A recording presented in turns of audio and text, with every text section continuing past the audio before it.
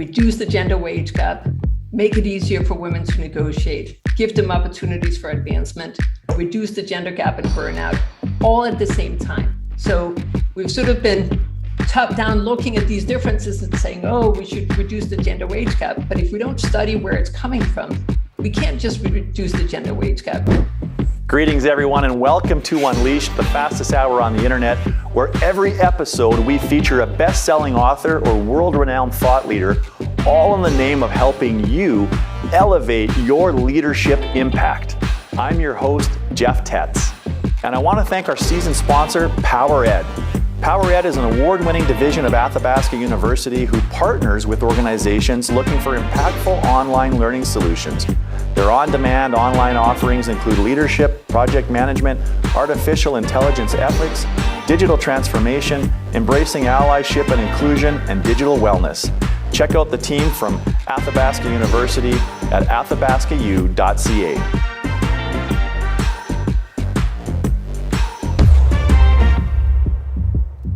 My guest today is Lise Vesterlund. Lise Vesterlund is the Andrew W. Mellon Professor of the Department of Economics at the University of Pittsburgh. Vesterlund works in two distinct research areas, charitable giving and gender differences in the labor market. Her work on charitable giving aims to determine why we give to charity and how solicitation strategies influence donations to organizations. Her research on gender sheds light on why men continue to be more successful than women in climbing the corporate ladder. She has demonstrated systematic gender differences in behavior when deciding whether to enter a competition or a negotiation, or when asked to perform a non-promotable task. Her work points to mechanisms that can be put into place to ensure the best qualified candidates are those promoted. Her research has been featured in the New York Times, Washington Post, Boston Globe, The Economist, Time Magazine, and the Harvard Business Review. Her latest endeavor as co-author of the No Club, Putting a Stop to Women's Dead-End Work, is what I'm most excited to talk with her about today. Lisa, welcome to Unleashed. Thank you so much for having me. So I am really interested in this topic today, and I have learned a lot over the last few years from other thought leaders that do work on diversity, inclusion, and workplace equity, and I continue to uncover blind spots, and I think that this conversation today is going to help me understand some of the things that I'm probably doing in the workplace that are getting in the way of women advancing in their own careers. And my hope is that it's going to help other people do the same. So thanks for making some time to be here. We're delighted to, I'm saying we in the plural, but we're delighted to get the word out about our new book. So it's our pleasure.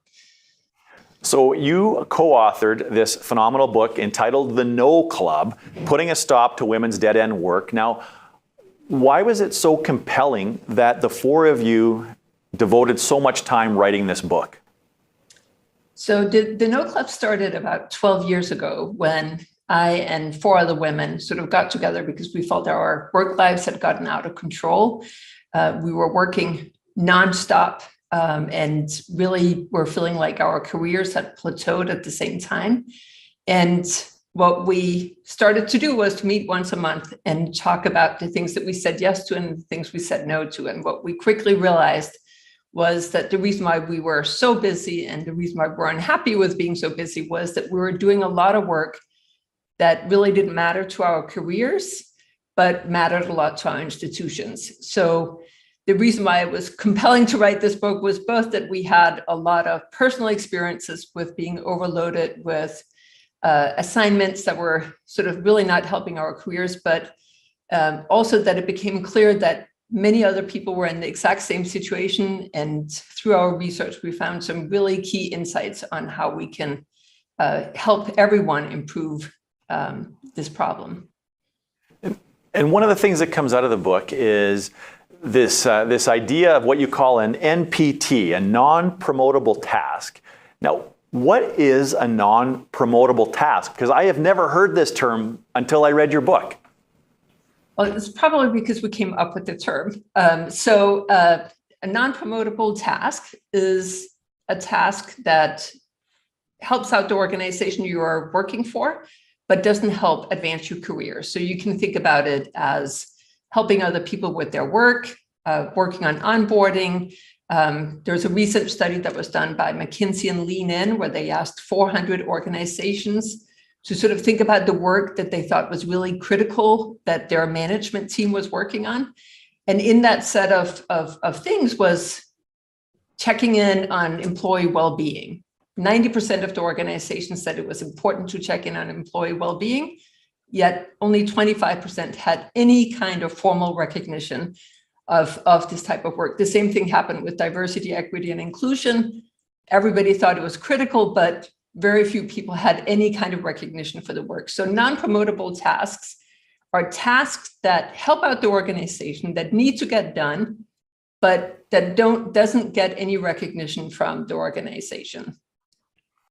So in your experience, the No Club started sharing ideas and personal stories about the assignment and maybe the inequitable assignment of non-promotable tasks.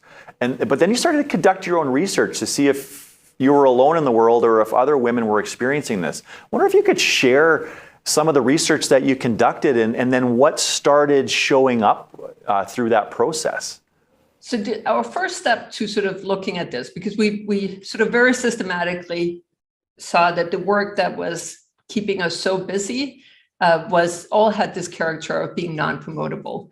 And you can think about, onboarding, serving on internal committees, a lot of the things that you do as a faculty member, so, refereeing papers, it sort of is important, but it doesn't count. And as we started to meet, we began to wonder whether or not it was just us who felt overburdened by this or if other people were similarly overburdened. And when we looked at the research that has been done already, what we found was that in every single profession and occupation that we looked at, women were doing more of what we characterized as non-promotable tasks. So it didn't matter if you're in academia, if you're a lawyer, an engineer, a TSA agent, a supermarket clerk, everywhere we saw women were doing a lot more of this work. And in fact, we worked with a professional services firm where they keep meticulous accounts of hours, which allowed us to really look at what it was everybody was doing.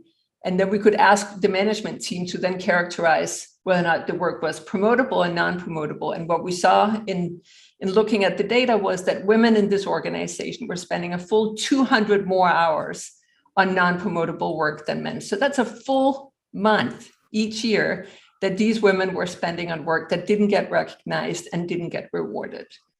So the research clearly showed that women are doing a lot more of the work that we sort of characterize as being non-promotable. Wow, that's staggering. And what are some of the common examples of a non-promotable task that people could identify with? Because I imagine there's a lot of people right now listening to this conversation that are probably oblivious to the notion that they're even performing non-promotable tasks right now. So it depends, what is non-promotable really depends on both the occupation you're in, but also the rank that you hold in that occupation.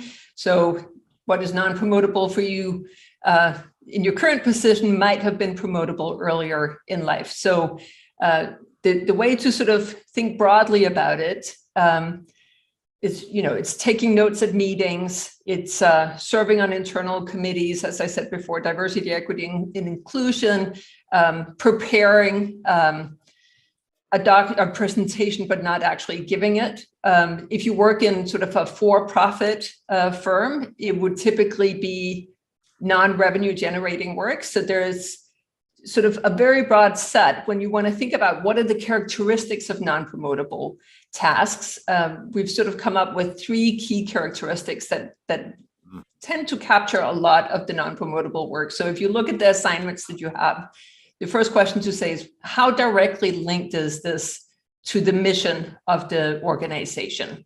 So if you are aiming to produce profit, then you should be generating revenue. Second question is, how visible is it? Do people actually see that you have done this work? If you are reviewing somebody else's document and sort of giving edits on it, most people will not know that that is the work that you have done. So visibility is the second one. And the last and really critical one is whether you are using your specialized skills. So is the training that you have secured instrumental in performing this work. And what tends to happen with non-promotable work is that lots of people can do it. It doesn't just have to be you. So if you're a surgeon, doing surgery is what is promotable. Doing a lot of administrative work is not. So asking those three questions, how core is it to the mission? Is it visible? And does it rely on your specialized skills? Is sort of the first step to making sure that this is indeed promotable and not non-promotable work. Those are the characteristics we look for. Yeah, that's a fantastic framework, Lisa. Very simple and very clear. So thank you for that. Now, you say that women in some cases are then taking on as much as a whole month's worth of additional work on top of their core job. And I think fundamentally the question I have is why? Why is this happening and why is it so disproportionate? And I understand that's probably a very complex answer, but I'm really interested in, in some of the key elements of sort of the root causes that are at play here. So that's an excellent question, because that is truly what we need to understand in order to figure out whether we should be doing anything about it and what we can do about it. So you could imagine that women are just doing more of this work because this is the work that they're best at. We hear time and again that the reason why women are organizing the holiday party, the reason why they are handling the challenging client is because they're so good at it. So it could just be that women are given this work because that is what they're best at. So we need to first sort of figure out, are they doing this because they're really better at it? Or are they doing it because they somehow have different preferences that they prefer to do the work that is less promotable?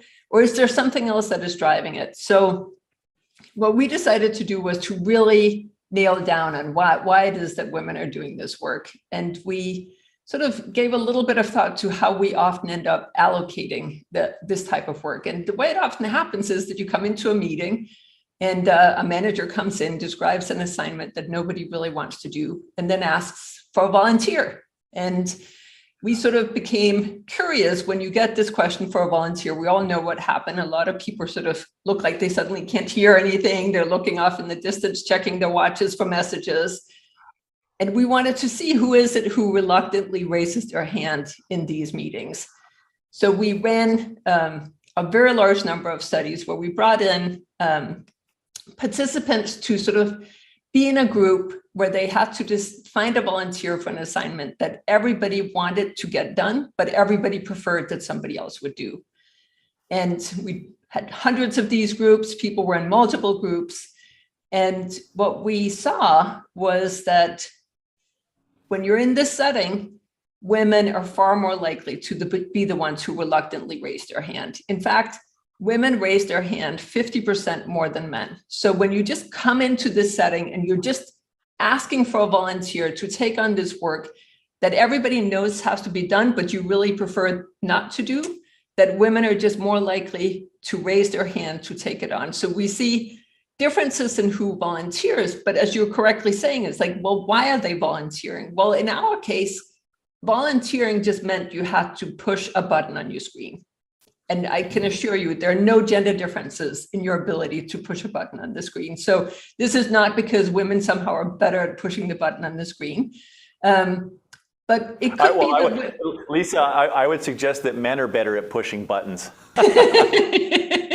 Yeah. So, but one reason, so it's not because men and women are different in the skill at pushing this button, but it could be that women were volunteering more because they had different preferences. So that was sort of the next question we had to look at. So could it be that women are volunteering more because they are more concerned about the collective? They come in, they can see we're all going to benefit if somebody volunteers, and I'm going to be the one to take that on because I'm more concerned about the group. So to study that, we spent a lot of time sort of thinking, how do we nail this down? How do we really see if women have different preferences? And we came up with what I think is a really clever design. So initially we had both men and women come in and be in these mixed gender groups. But we thought if women have different preferences, then it has to be that if I have groups of only women, that groups of only women volunteer more than groups of only men. So if it's coming from sort of my innate preferences, an all-female group should be more successful in finding a volunteer than an all-male group. So we ran that study where, At the University of Pittsburgh, we bring in all men, all women. All they know is that they're paired with other people. And what we see is not that women volunteer more than men. Rather, men and women volunteer at the exact same rate when they're in single sex groups. So it's not that men don't know how to push the button. They just don't do it when the women are in the room.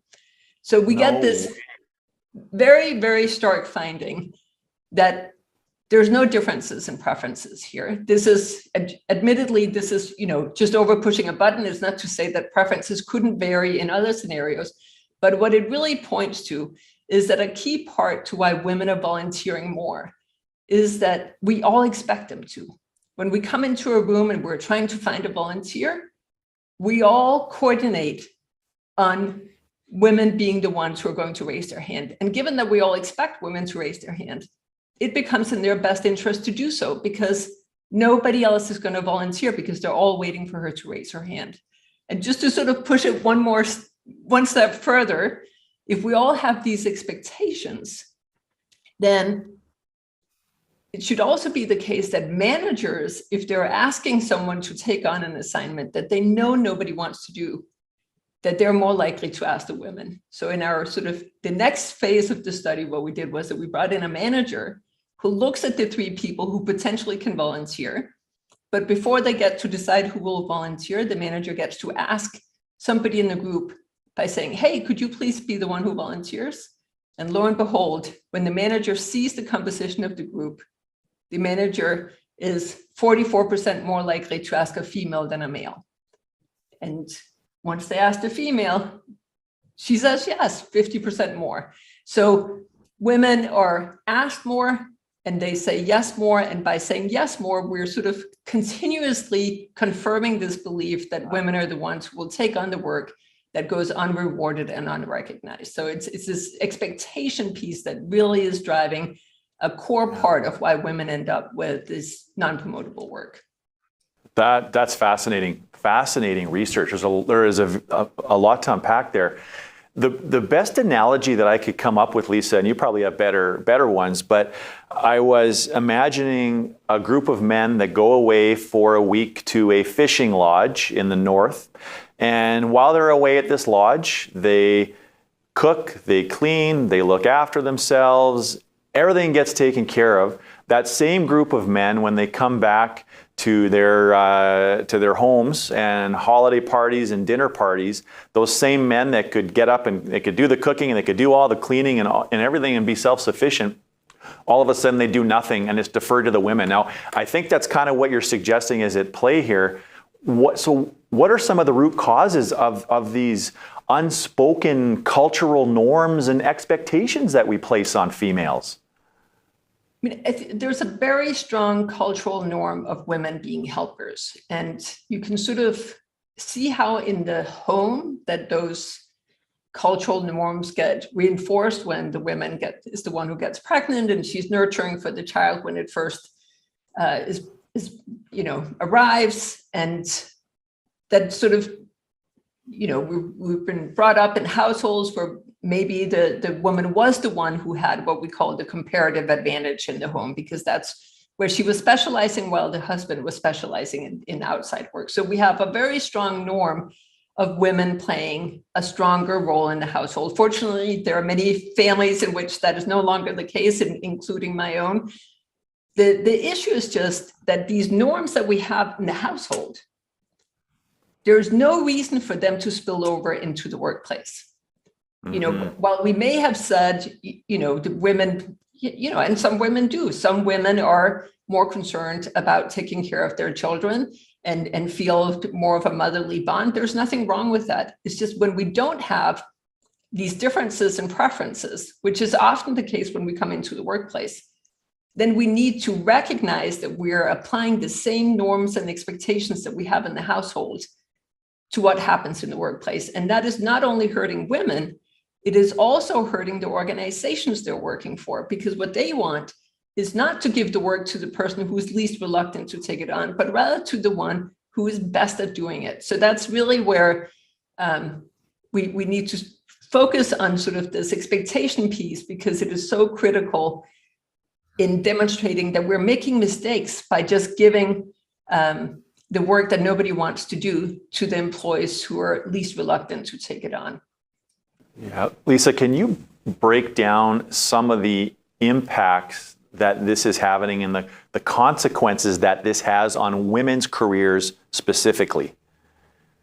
Yeah, so it's the consequences for women's careers. I've worked on gender differences and advancement my entire career. We all know the research that has been done. There's gender differences in negotiation, gender differences in confidence. There are all these differences that we've pointed out, and there are many things that organizations have done to really try to fix or improve or sort of level the playing field for men and women. What is exciting about and disturbing about non-promotable work is that in some sense, it seems like the anchor that has been holding women back all along. Because if you are given more work, so instead of just focusing on the outcomes, what this non-promotable work points us to is that we need to start looking at how everybody's spending every single day in the office. We can't just look at the final salaries. We can't just look at the advancement, but let's figure out what happens in those 8 hours when you show up at work.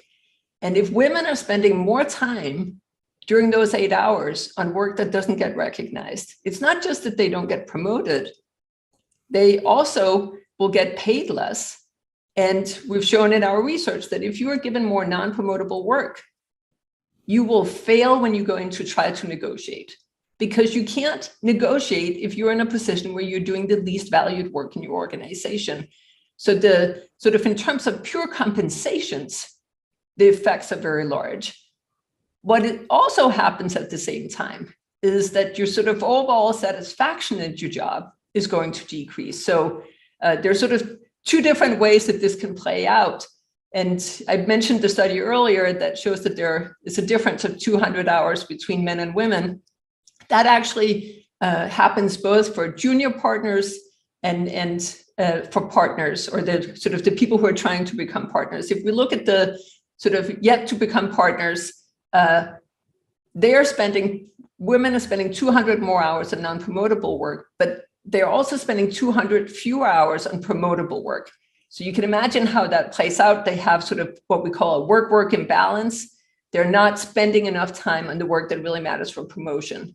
Intriguingly, when we look at the people who have become partners, the women there are also spending 200 more hours on non-promotable work, but they're spending the same number of hours on promotable work as the men. So they're just working 200 more hours, which contributes to burnout, it contributes to stress. And it's like, one thing is to work a lot of hours, but if you're putting in those extra hours to do work that nobody cares about, that's really a terrible position to be in. And one of the things that we're intriguingly seeing when you ask women why they quit their jobs, many of them are quitting their jobs because they don't feel like they got assignments that were appropriate for their skill level. They didn't feel like they got the right opportunities. They didn't feel like they were recognized for the training that they brought to the organization. So it all points to dissatisfaction with the work that you have. So sort of the burnout, stress, and the mental toll that this excessive work takes on women when they're working on things that doesn't get any recognition is, we really have to take that into account. It's not just a question of promotion and advancement and salary. There's this whole mental cost that comes from working really, really hard and feeling like you're doing everything you can. But if you're given a task that nobody cares about, it doesn't matter how hard you try, because nobody will ever give you the recognition that you deserve for that work. Right. So the women that are leaving, there's really a theme of not just underappreciation, but almost it's like the underutilization is causing the underappreciation, which I think this is such fascinating research that you have done, Lisa, because I mean, look at the state of the labor market right now. All of the baby boomers are retiring. There's such competition for talent. And so in so many cases, companies are now the cause of their own undoing because they have talent in a lot of cases, is what it sounds like. But because of these blind spots, they're the ones that are the cause of their talent leaving their organizations in droves. Is that fair? I think that is fair. And is, certainly with remote work and hybrid work, the issues of non-promotable work becomes elevated to an extent that's hard to predict, because once you are working remotely, you don't get to see what all the promotable work is. So you may be working very hard on all the assignments that you're getting, not realizing that you're not getting anything that is comparable to your peers that are going to advance faster. Right. So there's this, it also ties in very nicely together with the whole issue. Everybody now is talking about quiet quitting. And it's certainly showing up a lot for women who are talking about quiet quitting. And there was just an article in The Guardian yesterday that fortunately referenced our work on non-promotable work, where the argument is it's not quiet quitting. It's, it's stopping to do all of this non-promotable work that you are given on top of everything else that you should be doing. So it's not that you're quitting, you're still doing the work that really matters. It's stopping to do all the work that sort of keeps all the wheels running in the organization, but that you get no credit for.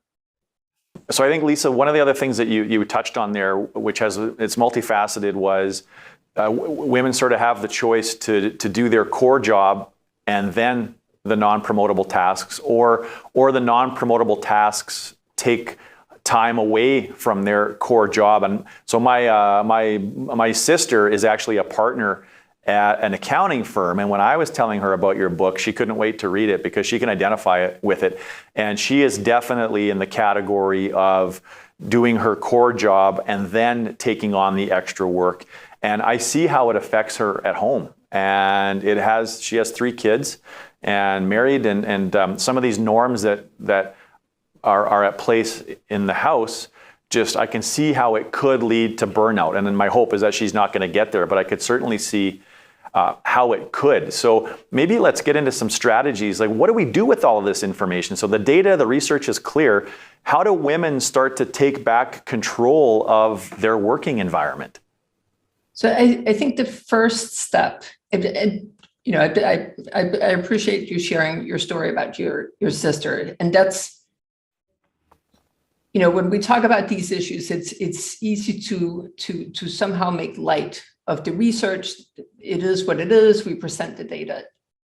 We're talking about, nearly half of the working population who have trained. Your sister is a partner. She's highly skilled. She's trying to be a successful mom. She has 3 kids. And I'm sure if she's taking on a lot of non-promotable work, she's truly struggling. And that's what doesn't come out when I'm talking about this. Because we've had so many conversations with young women who graduated from business schools or law schools, and they're coming into the workplace. They want to contribute. They have aspirations of having tremendous careers. And they come in, sprinting out of the gate, and they come into a workplace where you sent them off on a track where they're sprinting in the wrong direction. And nobody stops to pause them and to say, wait a minute, we could use your talent much better someplace else. But because we've all gotten locked into this process of thinking, oh, the holiday party should be planned by a woman. We have a very disturbing story in the book where I spoke to this woman who was a lawyer and was very early on tasked with recruiting interns for the firm.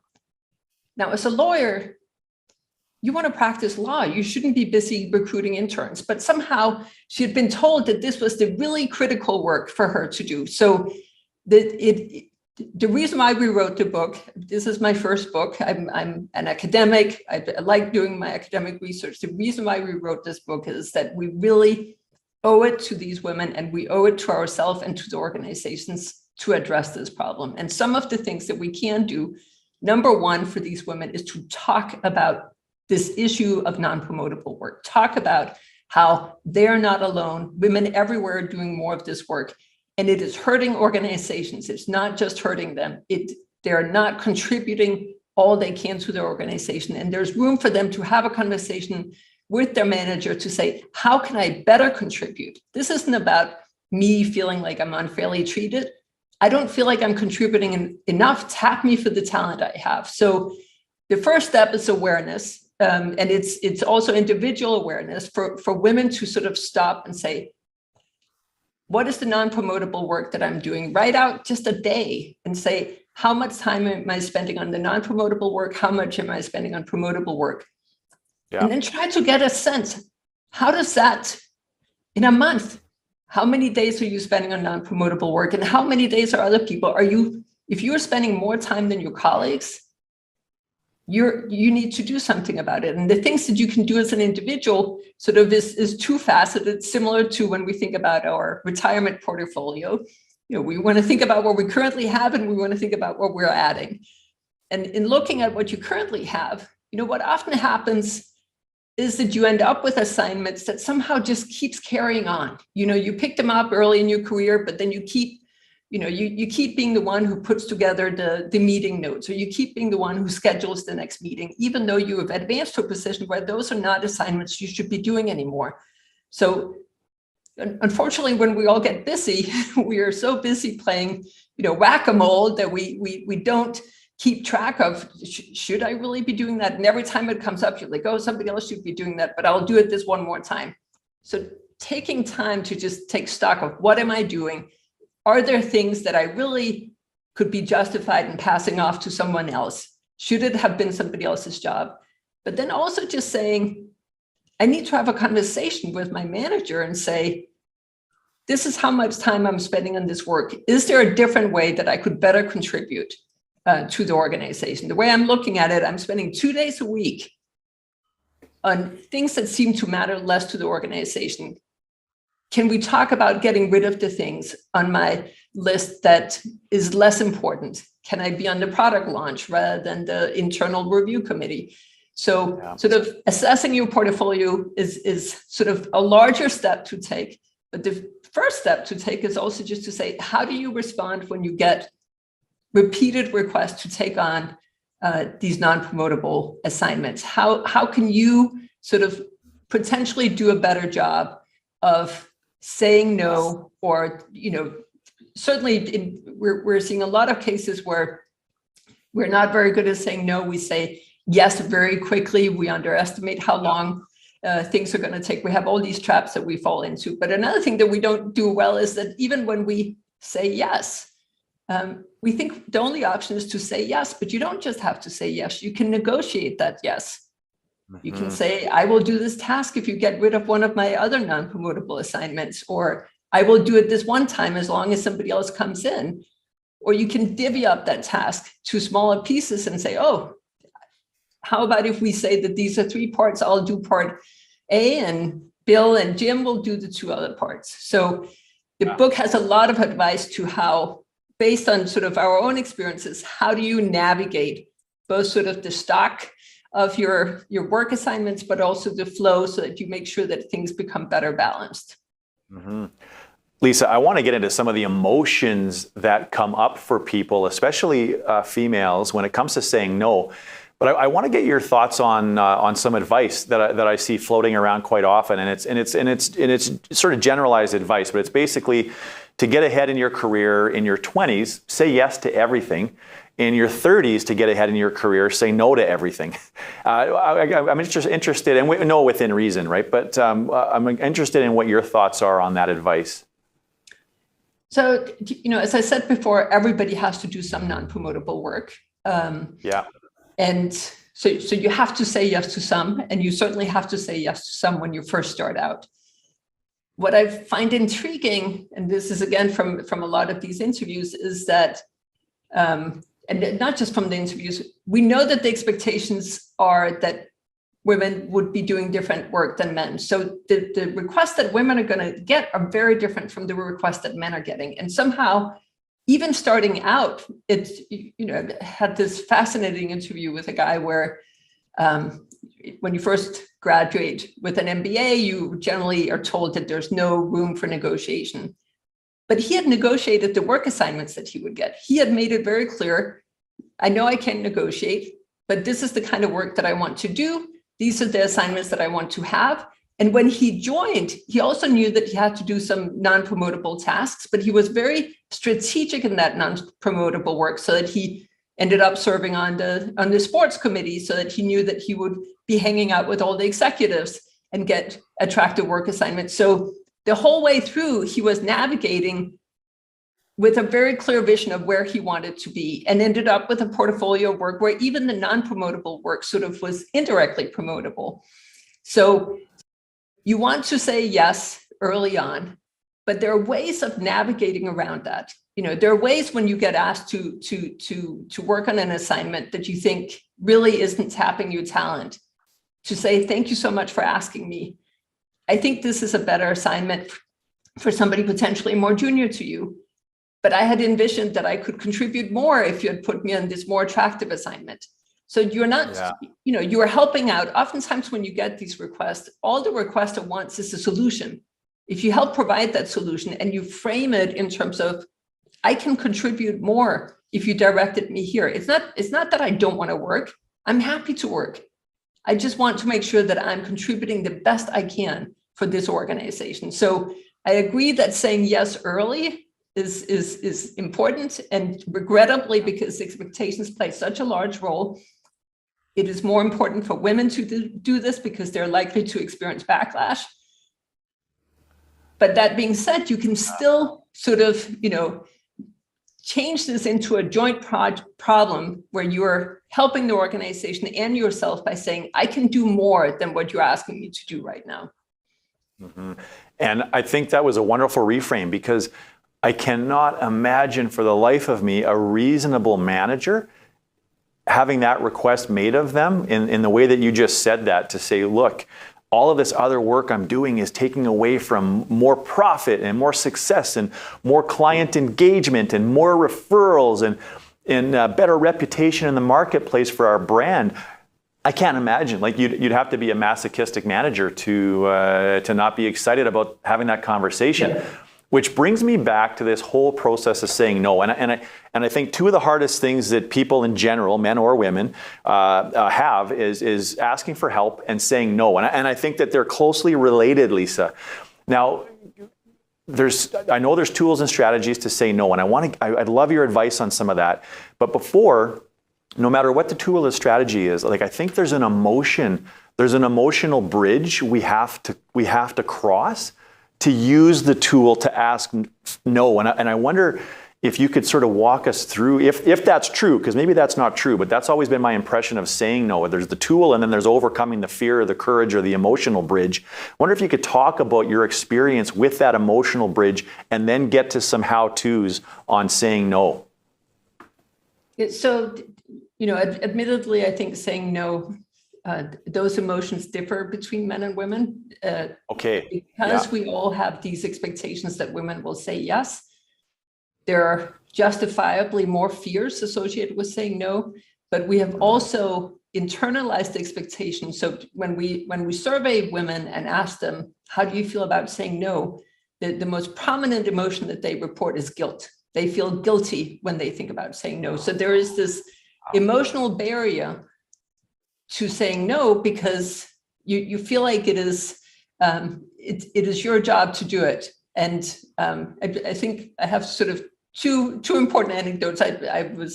We've obviously done a lot of interviews during this whole process of the book coming out, and I was talking to a journalist who said that in their team they had a female journalist that whenever they had a big project that would come in, she was the one who immediately would prepare sort of a calendar of deliverables and dates to sort of complete the big project. And the entire team had decided that the reason why she had taken on this task was that her tolerance of stress was lower. They all agreed her preferences are different. This is why she's doing the work. Now, why it's very tempting to say that if we take a step back, what they were doing in this team was identical to what we were doing in our little group exercises, because it was far more stressful for her to think about not doing the work, because it wouldn't get done unless she did it, whereas nobody else had to feel any stress because she always did it. So when we look at these situations, sort of to take a step back and say, is this just because we've all coordinated on her being the one doing it? Because then she will feel more stress. She will feel more guilt because everyone is relying on it. So thinking in all these situations, what is the role of guilt? What is the role of expectations, and how does that play into the emotions that we feel in the situation, and how can we change it? Now, in terms of sort of overcoming this barrier to saying no, for me, the No Club was really instrumental in this, because what happened in the No Club was that we would meet once a month, and every time we would have to report on the things that we had said yes to, which unfortunately tended to be a very long list, and the things that we had said no to that would give a pat on the back. But in sort of reporting on what we had said yes to, it really forced me to start thinking about what my implicit no was. Because every time I had said yes to something, the team would ask me, so what are you going to say no to instead? You still only have 24 hours in the day. So given that you've taken this on and you already were overloaded, where are those hours coming from? So really being forced to think about the implicit no. And where that really helped me was that I realized that my implicit no always were my kids. So if somebody showed up at my door on a Friday afternoon asking me to read a paper by Monday morning because it was critical that they got feedback, I used to feel guilty for not being willing to help them. It became a choice between me and the person who was asking me. But once I became aware of my implicit no, I suddenly realized the choice isn't between the person asking me and myself, but it's the person asking me and my kids. And then it became much easier to say no, because my kids deserved all the time that they could get. I'd already worked an insanely long work week. And now because I had to help out this person who didn't get me the paper during the week, I was going to take time away from them. So thinking about why is it that you feel bad when you say no, and sort of framing it in terms of where's the time coming from? Why do you have such a trigger to be pleasing and say yes? Because that, reflecting on that, I literally, when people ask me now to do things that are non-promotable last minute, I think carefully about what is my implicit no, because it makes it easier for me to then say, is this trade-off reasonable? And very often it's not. Yes, fascinating. Great advice.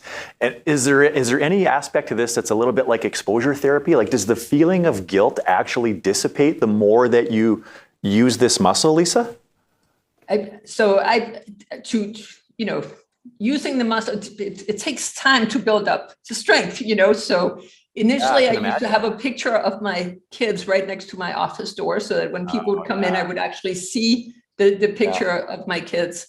And I don't need to see the picture of my kids anymore. So I definitely have, it definitely builds up strength. You're building up your no muscle. The more you, and part of it is also that you're realizing that many of your fears are a bit unfounded. I was really afraid of declining and worried about the consequences that it would have. And one of my early no's was to an editor who needed a referee report. And I wrote and said, I'm already doing a lot of referee reports. If I do yet another one, it means that I can't write my research paper. And the editor wrote back, and I suggested somebody else who could solve the problem and write the referee report. And the editor wrote back and said, thank you so much for the suggestion. And thank you for saying no. This profession needs more of your papers than they need your referee reports. So my fear of saying no was completely unfounded. The editor understood why I couldn't help out with yet another referee report. Yeah, though that's a good story. The other piece of advice you had on saying no, which I really, really loved as well, was when you get asked to do something in the future, we often will say no to stuff that's going to cause us stress down the road, because we sort of convince ourselves that I'll have some time for it 8 months from now, like that conference that's not going to happen till June. And then inevitably June comes around and that work just stresses us out. And the advice that you had, I believe, was imagine that task was going to take place tomorrow. How would you feel about it? Excited or stressed out? And if you're stressed out, even though it's not going to happen till the future, just say no to it. And I thought that was wonderful advice. Yeah. I mean, we have a lot of biases that push us towards saying yes when we shouldn't. Another one of the biases is that we tend to think that we can get something done quickly. And one of the rules that we sort of came up with was that when you're trying to estimate how long something will take you, if you multiply by 4, that's probably going to get you in the right ballpark. So time and again, we take on things just because it seems like we can quickly get it done. And, very rarely, the example we have in the book is painting a room. Everybody has tried to paint a room. We think we can get it done, in a couple of hours, and lo and behold, a week later, we still have, paint standing in buckets and the room isn't done. So getting a better assessment of how long things take will help you sort of decline things faster. We had an interesting conversation with an organization where they had this problem of women when it came time for promotion. The women didn't have enough revenue generating work. And one of the things they started saying to their female employees was that when they would go to a meeting and these requests to take on work that they really shouldn't be doing would come up, was to mirror the body language of their male colleagues. So to, look at how they become engaged, fold up their sleeves, sort of, put on their jackets, just find calmness in sort of doing what everybody else is doing so that you don't feel like the deer in the headlights who has to, reluctantly raise your hand. Yeah, no, that's good. Now, tell me about some other impact stories. And so the book came out in a few months ago. And as women are reading this book and starting to use some of those tools, like what are some of the stories that are getting fed back to you about how it's making a difference? I think I just did a big event this morning, and where some of the women in the audience had been to an earlier event. And I think the most intriguing story was that they're getting the language that they need to talk about this work, that they're getting just talking about non-promotable work, or maybe not just talking about non-promotable work, but thinking about it along this continuum of what is it that really matters for my career. So it's helping them prioritize what they should be doing, and it is giving them a language around this work. So one of the, we've talked a lot about the individual solutions, and there are many organizational solutions, but one of the key points of the book is that because this is driven by expectations, there's only so much an individual can do, because we have to, as much as you manage to say no, you may be able to fend off requests, but they will keep coming. And importantly, if you say no, they're going to just go to another female. So it really isn't just a problem that the individual woman can solve. And what was, really nice to hear this morning was that women are finding ways of sort of seeding their organizations to secure change. They're, if they're in meetings and somebody asks for a volunteer, they say, how about if we just take turns? How about if we put names into a hat? So getting the language and understanding this mechanism of expectation is empowering women to take small, seemingly innocent steps that really are amounting to large changes in their own careers. Yes, that is a perfect segue. Now, here's another analogy that I think about often, and it's this unfortunate circumstance where somebody falls down a well. And now, if you fell down a well, you could just sit there and wait to be rescued, or you could try to find ways to creatively find your own way out. And the best way would be if you're trying to find your own way out while help is on the way. And I think most of our conversation so far, Lisa, has been focused on the person falling down the well and trying to find your own way out. Now, I really would love to get into some tips and some strategies for men to be advocates for women, because we know that the dominant group, whatever that might be, whatever the situation, if it's gender or race or religion or go on and on and on, the dominant group must give license and agency to the less dominant groups. Now, I hope that there's a lot of men listening right now and taking notes and saying, okay, I'm ready to roll up my sleeves and be an advocate and be an ally and help. How can organizational structures start to do that? So, I very much appreciate your question. So, we often sort of position this as men versus women, and, there might be some men who feel threatened. It's important to recognize that what we're talking about is sort of things on average. There are men who are stuck doing a lot of non-promotable work as well. So while being female gives you a lot of this work, if you're in a very male-dominated organization, there will be men who are stuck doing most of the non-promotable work. So men should be interested both because they could be in the same position. They should also be interested because many men tend to enjoy the company of women, or they sort of have women that they love in their lives. It might be a partner, it might be a child. And what I've seen time and again when talking about this work is that many of the men in the audience will come to me and say, I see that this is my partner. She is struggling so much. Can I please get an article to share with her? So as much as we want men to sort of step up and become allies, many men immediately recognize their loved ones as struggling with these problems. So we need men as allies. And part of the reason why we need men as allies is also that this is not what organizations want to do. So when the professional services firm that we talked to, when they saw that women were spending 200 more hours on non-promotable work, they immediately changed things. This is not what organizations want to do. And one of the problems is that when we just sort of think about who's doing the work that nobody really wants to do, we tend to focus on who's doing the holiday party, who's cleaning up in the kitchen. And it doesn't really amount to a lot. But once you add up all of the non-promotable work that's being done, it turns out that women are spending so much more time on this that it really is hurting their potential and the way that they're contributing to the organization. So the first step is to become aware of this problem and become aware of this not being in the interest of the organization that is employing you and is employing the women in your organization. So the first step is awareness. The second step, ideally, is to try to document this in your own organization. And that this doesn't mean, the organization we worked with that had sort of meticulous accounts of hours, we could precisely pinpoint, but just start with like the low-hanging fruit. Who is it who tends to be on the committees that nobody really cares about? Or do you even need that committee? So documenting whether or not it's a problem in your organization, and then go through sort of a very next time think about how you're allocating work in the organization.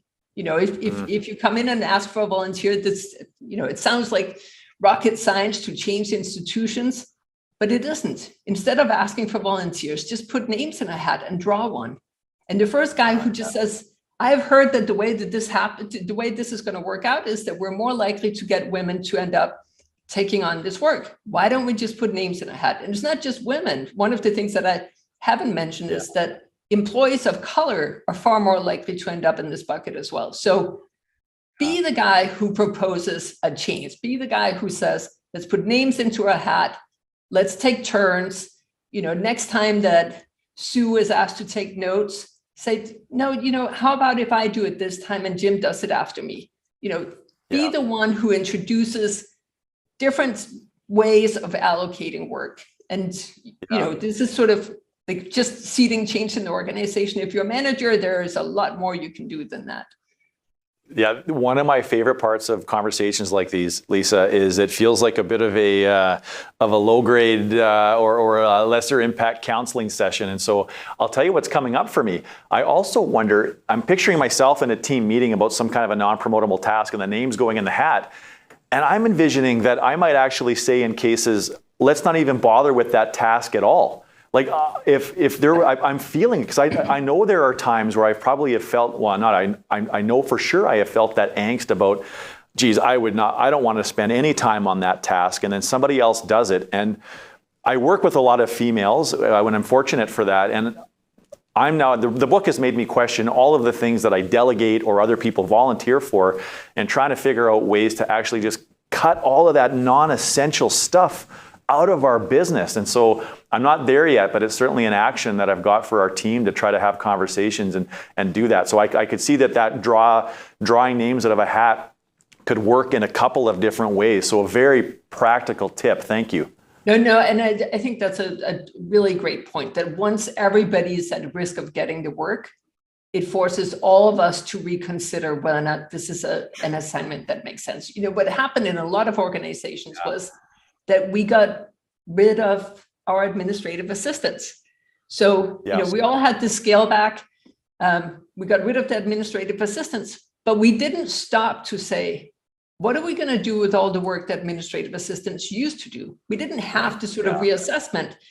And what happened was that a lot of that work sort of went up instead of going down. So in having this discussion, the hope is both that the work that doesn't need to get done shouldn't get done. And by making everybody at risk of taking it on, we're more likely to engage in that conversation. The work that needs to be done will be more fairly distributed. And it will also cause us to sort of stop and say, should this really be a promotable assignment? You know, what I find so intriguing with an assignment like onboarding is that it isn't promotable. It has none of the characteristics of a non-promotable task.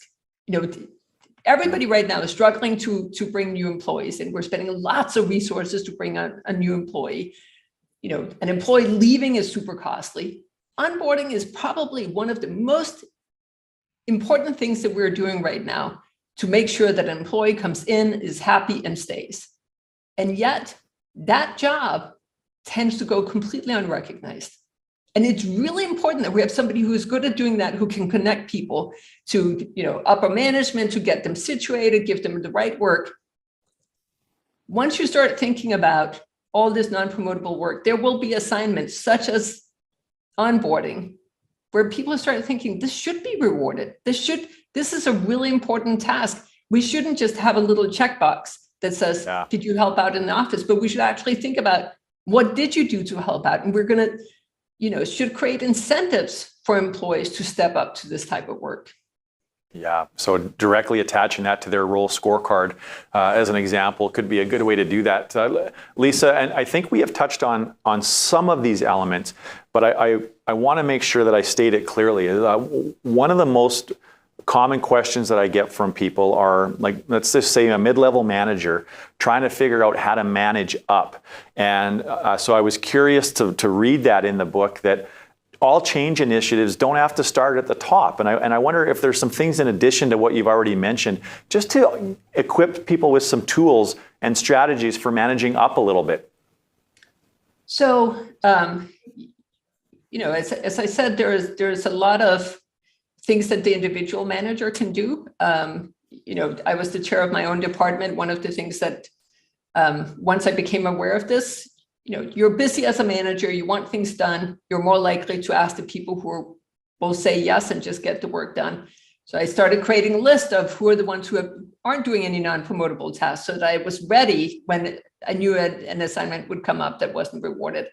And the benefit of doing all of this was that I could tell my dean, look at what we're doing in the Department of Economics. We're being really conscious of how we're distributing this work. I'm now keeping track of who's serving on the committees. I'm making sure that that is representative of the composition I have on my faculty, so that the dean became aware of these issues and looked at what I was doing as being unique and you know, with some foresight that wasn't already recognized at the institution. So it wasn't just that I was changing how we were allocating work in my own department, but by informing the dean, a lot of practices were also being adopted at the dean's office and transitioned out to other departments at the university.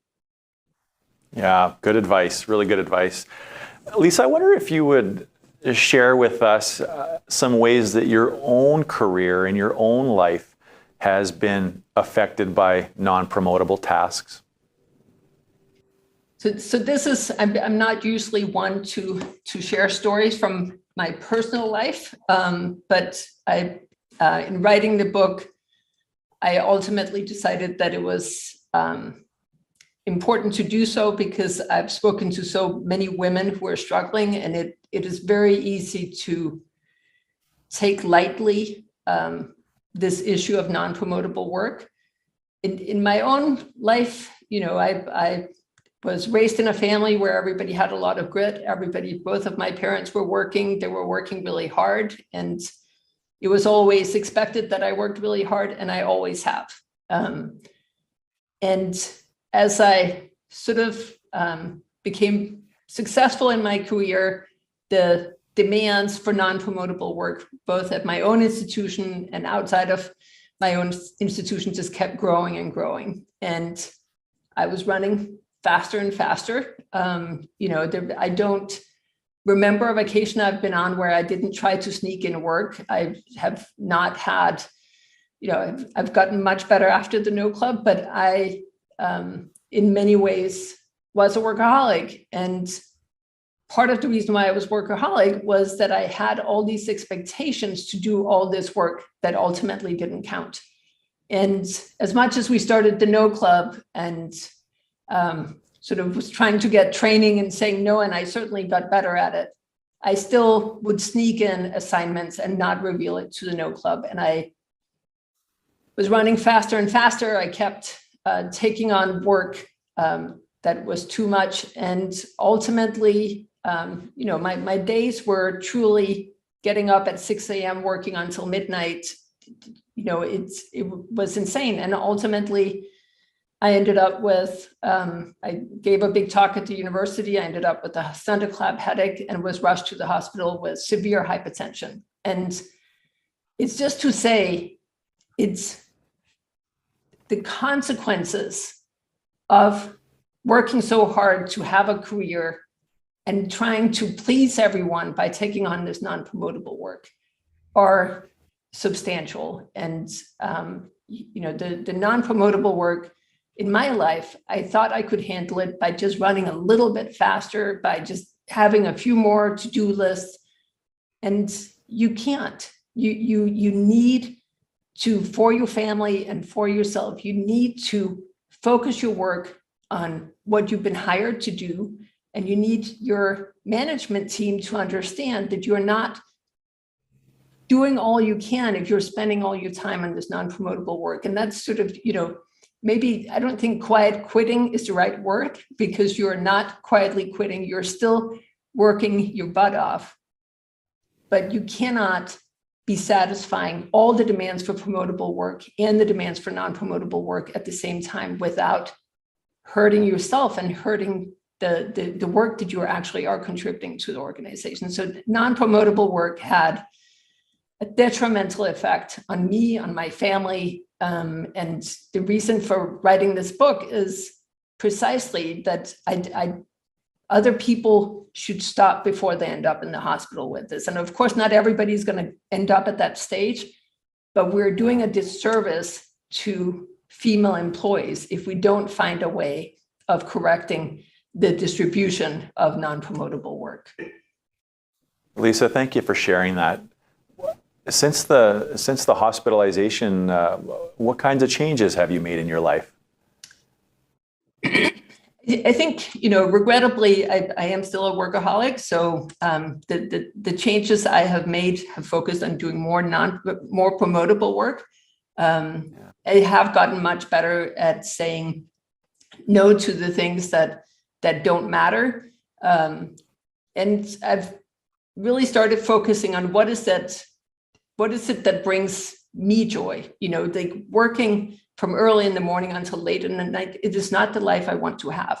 So it's not that I'm quietly quitting, but I've been trying to, and I think been rather successful in limiting sort of the beginning of the work in the morning and the work in the evening and spending time with my family instead, because I don't want to hire somebody else to live the life that I enjoy living. It's possible to hire a nanny. It's possible to hire somebody to cook you meals.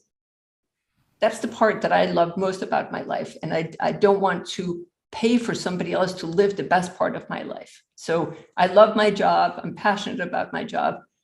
But there's this whole other side that we all need to find a way of fitting in, because we get this one life. And we need to push organizations. I've also called out for help from management, who have been really good in saying, no, you shouldn't be taking this on.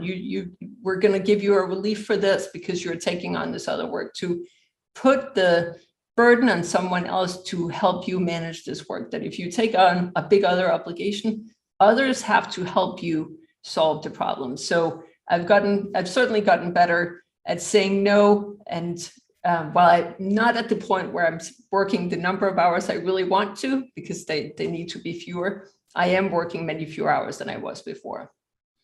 Yeah. I'm glad to hear that your colleagues have been receptive, and I like to believe in the goodness of people, and I think so often we're so caught up in our own lanes and the view of our own world and our own work and life demands that it's hard to know how other people are doing sometimes. And I certainly know when somebody raises an alarm bell, I often feel bad that I didn't see it coming. And I'm glad that you're surrounded by great colleagues, and thank you for your vulnerability there. And I think that's really going to speak to the hearts of anybody that listens, Lisa. So thank you for that. Thanks. The movement, I think you're creating a movement here, and I'm certainly cheering for that to happen. What is the No Club and the process of writing to the book and the impact that you're starting to become aware of meant to you personally? So the No Club came at probably my worst point in my career. And when it first started, it started with Linda Babcock, sort of knowing all of Linda is the famous author of Women Don't Ask. So she's done a lot of research on gender negotiation. And she sort of knew all the members of the group, and we knew that we were all overloaded. She was overloaded as well. And when she first sent out a message saying, why don't we start this club together to try to get our work lives under control, I was like, I don't have time to be members of a club. Why would I join a club? It's like the last thing I need is another obligation. The No Club really is, I think, without a doubt, one of the best things I've done in the past 12 years. It's only because my kids are older than that, because my kids are better than that. But it really, the camaraderie of having 5 women who are all rooting for your success and who are taking the time to really listen to the struggles that you have and giving you, for me, getting the tools to say no was a really important step. Having somebody help you to say no, the way you're going to respond to this. Before, when I thought about saying no, I would write out these long emails. And at the end of the email, when I sort of explained all the circumstances why I couldn't do work, I was like, oh, just forget it. I'll just do it. Where the No Club was really helpful was that they said no, give a short explanation, help them solve the problem, say no. And just getting that language, or even, sometimes we even exchange what the email should be. So the No Club really helped me get over that first hurdle and just sort of experience what is it that happens when you say no correctly. Not when you say no the way I was going to say no, but what happens when you sort of move into this territory and slowly you become comfortable. So certainly the No Club has been instrumental in me getting more control over my work life. But they have also become really, really dear friends. It's sort of, as an adult, it's not so often that you suddenly meet another group of people that become truly close friends who are rooting for you. And the No Club really, it's a family where we're all rooting for one another. We all want the rest of the team to be successful. So it's been quite a journey. We never thought we were going to write a book. We never thought we would do joint research. And, it's been a very interesting 12-year journey of being a No Club member. Yes, you mentioned earlier that we get this one life to live, and building a life where you've got a community around you that is rooting for you, I think, is probably one of the most beautiful ways to live a life. And I'm glad that you have that in your life, Lisa. And I think anybody that meets you or has a chance to talk to you or learn about the work that you're doing will also be rooting for you. I know I am rooting for you and the movement that you're creating. I think it's just wonderful work. It's necessary work. And I'm certainly looking forward to embarking on our own organizational journey to adopt and apply some of the things that you've written about and experienced. So thank you so much for joining us today. I have absolutely loved this conversation. I don't usually take a lot of notes, and I've taken pages of notes to follow up on later, Lisa. Just a pleasure to meet you. Thank you. Well, thank you so much for having me on the show. I appreciate it. Where can people track you down if they want to get in touch with you? I think the best way to get in touch with us is to look at our website. It's a hard one to remember. It is thenoclub.com. So if you go to thenoclub.com, you will see our email, which is thenoclub@gmail.com. So go to thenoclub.com and you will see all the events that we're doing. If you want us to come out and talk to your organization, we're doing a lot of corporate speaking engagements right now. We really want to get the word out on non-promotable work. As I said before, I've worked on women's advancement my entire career. I really feel that changing the way that we distribute work and reward work in the workplace is the one way that we can reduce the gender wage gap, make it easier for women to negotiate, give them opportunities for advancement, reduce the gender gap and burnout, all at the same time. So we've sort of been top down looking at these differences and saying, oh, we should reduce the gender wage gap. But if we don't study where it's coming from, we can't just reduce the gender wage gap. If we give women the same opportunities in the workplace, many of these things are going to fall into place. So the whole team, and this is why we wrote the book, see this as sort of the first step to really helping get a more level playing field for men and women in the workplace. So and importantly, it's an easy thing to fix. You know, all the other things that we've been talking about, the fixes that we've had have been really complex. It's not just that we can sort of let all men and women negotiate and think that things are going to turn out. This is easy. You know, we're talking about work that everybody can do. We just need to change the way that we're distributing it. It's not hard. So small changes can go a long way to truly get at these differences that we've been concerned about for the past 3 decades. That's a great way to sum things up. Lise, thank you for joining us today. And in the meantime, I encourage everybody to pick up a copy of her book, The No Club, Putting a Stop to Women's Dead-End Work. Until next time, thanks for joining us, everyone. Thanks for having me. If you enjoyed this episode and found it helpful, don't forget to give us a 5-star rating and subscribe to our YouTube channel or wherever your favorite podcasts are found. And if you're part of a leadership team and you know that your organization is capable of even better performance, please reach out to us at unleashresults.com for a conversation and learn more about how we might help unleash the potential of your team and organization.